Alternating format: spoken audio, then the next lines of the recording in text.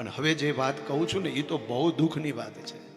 એ દીકરી પાછી આવી જાય ને એટલે એના જ મા બાપ સામેવાળા પક્ષ ઉપર કેસ કરે, અને કેસ કરીને કહે શું ખબર, મારી દીકરીના ભરણ પોષણ માટે 50 લાખ રૂપિયા જોઈએ છે, એક ફ્લેટ જોઈએ છે, એક ગાડી જોઈએ છે. વાહ, આ દૂષણ અત્યારે આ સમાજમાં નીકળેલું છે. આ દૂષણને કાઢવું પડે.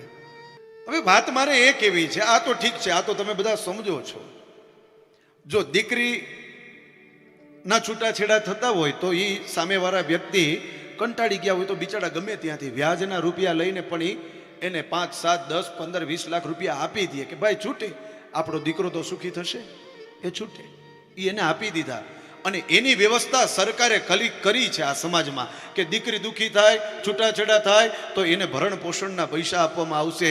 પણ એ જ સરકારે એક નિયમ કેમ નથી બનાવ્યો કે જે મા બાપે એના દીકરાને 25 વર્ષ સુધી મોટો કર્યો છે, એને ભણાવ્યો છે, ગણાવ્યો છે, એને સારી એવી ઉચ્ચ પદવીમાં એને સ્થાન અપાવ્યું છે, ડોક્ટર બનાવ્યો છે, એન્જિનિયર બનાવ્યો છે, અને એ એન્જિનિયર, એ ડોક્ટર જ્યારે એના મા બાપને ઘરની બહાર કાઢી મૂકે વૃદ્ધાશ્રમમાં, તો એના માટે સરકારે એવો કોઈ નિયમ નથી બનાવ્યો કે મા બાપને કાઢો તો 50 લાખ રૂપિયા એને દીકરાઓએ આપવા પડે.